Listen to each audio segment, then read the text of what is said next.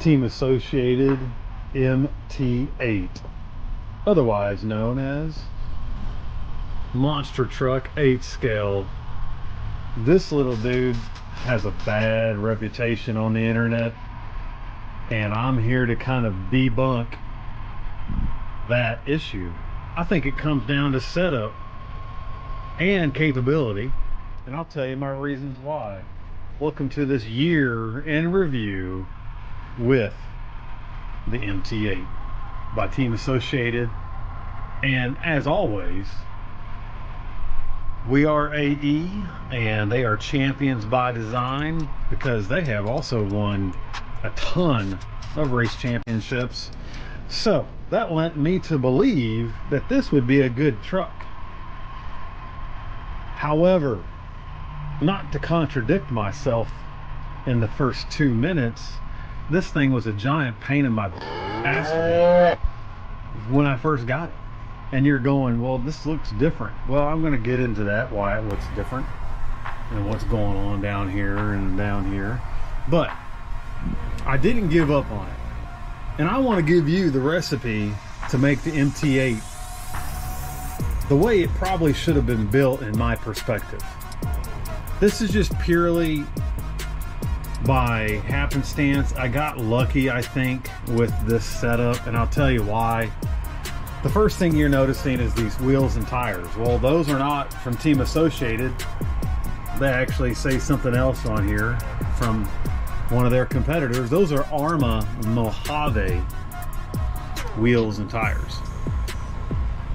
They're 8 scale, you know, they work on anything 8 scale ish.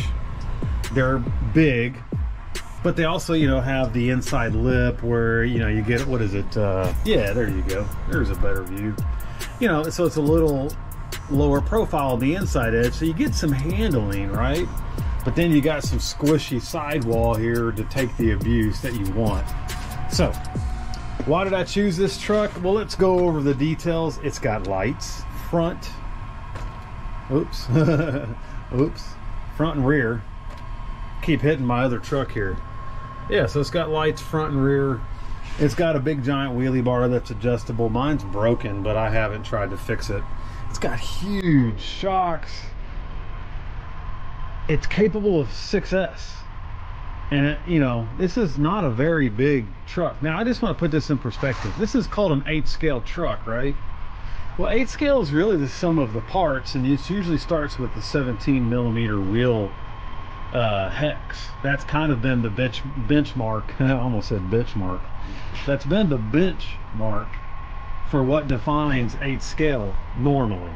10 scale cars, yeah, 10 scale cars usually run either 12 or maybe 14 mil if they're Arma. But this truck, if you notice, it's really not much longer than that RC 4-wheel drive crawler over there. So this is a really tiny truck in comparison. It's not much bigger than an 8 scale buggy. So under the hood, let's see what we got. Well, we got a big old motor. Was that 2200 kV or 2100 kV? Yep. We got, I believe, like 150 amp ish speed controller, so that's plenty. We got a Metal Gear 25 kg servo, and then you're probably noticing some parts here that this truck didn't come with, and I'm getting there. We got quick access to the receiver box, which is kind of cool. Waterproof switch right on top. You know, I think they say this thing's waterproof or water resistant. I've had it in all sorts of predicaments. Actually, on our other channel over on The Good Hobbyist, we did some goofy stuff with this. You know, we kind of showed you like how uncontrollable it was when I first got it, just by like having it all the way up on the rate, you know, on the old remote. It's got a dial. Anyway, so what I did, I also showed a little quick interview, or I showed a little quick video of me kind of like dressing it up a little bit with some parts. So you'll notice here I've got the factory team steering sort of link, I guess we'll call it.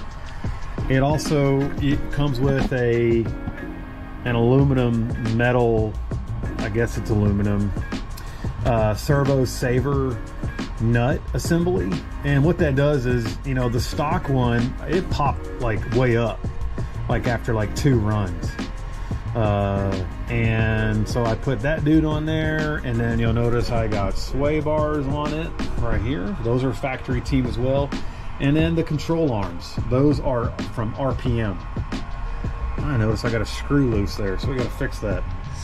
Oh, that one's not loose, so maybe that one's backing out a little bit. Well, let's just say this, I haven't been nice to this thing, and I broke a bunch of parts in the process. That's why you see the control arms, that's why you see the steering link, that's why the sway bars on here, that's why I went with smaller tires, and that's a clue there. I think that the tires on the monster truck are just too big, so it causes excess load on the knuckles, which break would, like, you would look at them wrong and these would break. So, you know, my life early on with the truck, as I was trying to figure it out, was very annoying, because I was breaking all the same stuff. Now, you know, let's be real. Again, look, you see there, that one's kind of popping out, but I still drive it. Like, it's just got a bent. Oh, I see, it's just bent. Look at that. Anyway, I drive it like it should be driven. And then one day I put these on, and I was like, this is a game changer. This truck, it drives so well with these, with the lower center of gravity. They're still plenty big. You still have plenty of ground clearance. It's very drivable. It takes the abuse. Is it as strong as the MT10? No. Look, my shock is even bent. You can kind of see it like that a little bit. Dang, every time I look at this thing, I'm looking at all the carnage on here. Again, I've had this for a year. So cumulative things I've replaced. I have replaced, obviously, all 4 control arms, as you can see here. The sway bars, it doesn't come with. I added that. I replaced the steering link, the steering little nut retainer for the servo saver. I have replaced oh, did I say knuckles? I don't know, I'll edit it and find out. So I definitely replaced the knuckles. I have bent one of these in the front. Now, obviously, you know, I ran into stuff, and that's where I kind of want to get into it a little bit. I don't think it's the truck's fault. Here's what I think the issue is, and I don't think it's necessarily team associated in the MT8. 8 scale cars, there's one exception in the 8 scale community, and we don't even sell that car here, that I consider kind of like the best basher in that size range. And it's also kind of by design, but it only runs on 4S, and that's the Traxxas Max 4S. It's about the same size truck as this. Now, if you were to shove 6S in that truck, I bet you'd break parts a whole lot faster. See what I did? Arma, Creighton, MT8, like all the Arma infractions and the felonies. Like, I have driven all of those cars, including this one, and a Max 4S, like a ton. Probably like a bunch of you that are probably watching the channel. Or maybe you're new and you're just like, I want to see why this dude thinks the MT10, excuse me, well, I do think the MT10 is dope, but why I think the MT8 is also dope, especially for the money. So here's the thing that where it doesn't fail is here. I haven't had any driveline issues, and I think that's where Arma has the majority of its problems. Like, their driveline just can't handle it has about the same size power system, 160 amp, you know, 2200 kV motor, I think, on a lot of their like Creightons and the, you know, the, what is it, the Outcast and all their 8 scale 6S power plant stuff. Now, going back to the Traxxas Max 4S, that's where I think, like, if you were running this on 4S, I think this would be fine, because you're not going to run into stuff as fast. And then when you do run into it, you're not going to be running into it as fast. Does that make sense? See what I did? You get there quicker, or you get there slower, but you also hit it slower, or you get there quicker and you hit it harder. I think that's the big issue with these trucks. I think in general, 8 scale 6S power plants were never really meant to be kind of a thing. Because, you know, remember the basis of 8 scale cars. It starts here, the 17mm wheel hub. The basis for these cars were 8 scale buggies. And then they kind of stretched them and skewed them and made them longer and like, you know, bigger and wider. And then the material science didn't catch up. See? If you ran 4S on your ARMA cars, or if you ran 4S in the MT8, you're not going to go through parts nearly as much, and I just know it for a fact because it's just less power. So less power equals just longer lifespan on anything. It doesn't matter what it is. So again, I think the MT8 gets a bad rap because it's just foreign lawful carnal knowledge. They just don't know any better. They just say, hey, it's a piece of crap without actually, you know, giving a fuck. See what I did there? I had to spell it out for you on the first time. Anyway, so I'm going to show you some video of it running around like an idiot, and it's got a bent shock shaft that's trying to do something. Over here it's trying to do something like maybe come out, I don't know. I'll tighten that up before we get out there. I'm charging the battery. And then, by the way, this battery is a Power Hobby lipographene. I know you can't really see it right now with my mess of stuff, but it's a cool battery. It has 200C burst, 100C constant. It has up to a 2C charge rate. It's 5,000 milliamps in a hard case. It's from Power Hobby.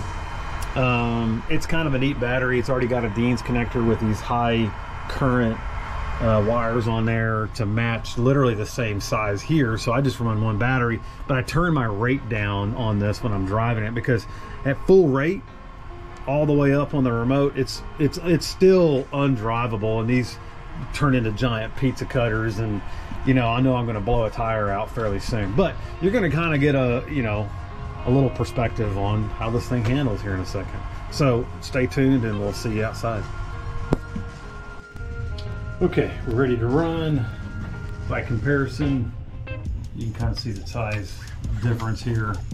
A lot bigger and thicker, heavier. I use the stock MT8, I guess they call these method wheels or something like that. Anyway, I use these now on my vintage Revo 2.5. That has also been in the Good Hobbyist YouTube channel, running around doing goofy stuff. Anyway, so now let's go run this dude, because I'm ready, you're ready, we're all ready for spaghetti. Oh, real quick, on the steering, I found a mistake I did. I had the screws in the wrong side. There actually supposed to be captured nut on the front.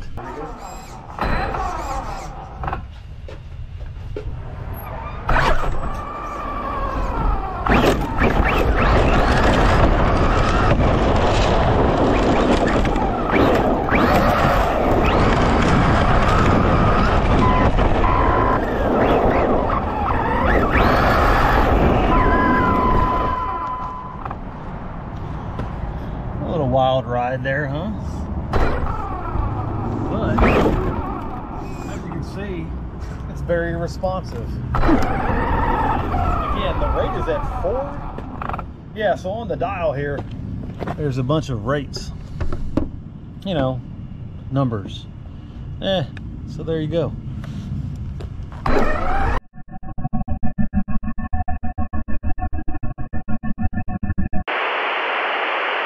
I do not understand.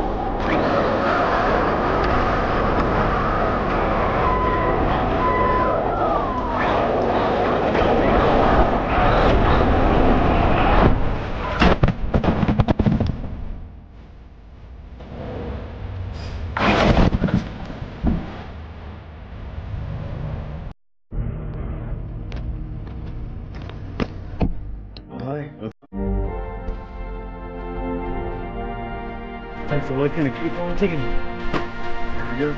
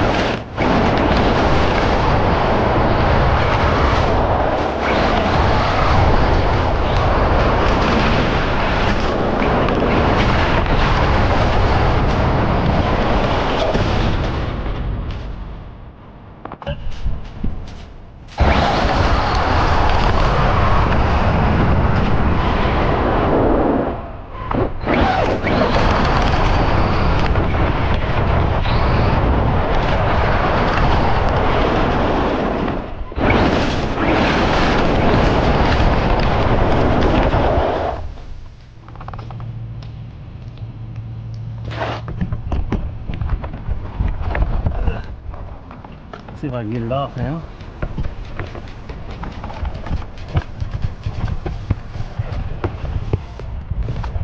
There we go. Okay. Well, there's the deal. This thing, it's a lot of fun to drive with that setup. So what I'm just going to suggest is do what I did here. It'll be in the description. Some of the parts you can just find, and then the next thing you know, you can have fun with this thing. So my year in review, MT8 Team Associated is worth every penny if you do some basics. It's a big if, kind of. You know, shorter wheels and tires. Do the RPM arms, do the sway bar, do the steering mod, and then go have fun and then enjoy. Because at the end of the day, it's what you like, right? So if you're always listening to everybody that says something negative about one little thing, or their first experience was bad, and granted mine was rocky, but I had faith. I was like, I'm gonna get this thing figured out, and here we go. Anyway, hope you enjoyed my year in review. Is I would definitely give it a thumb up the butt any day of the week for the Team Associated MT8. We'll see you later, and then yeah, subscribe so you can see other cool stuff. Bye.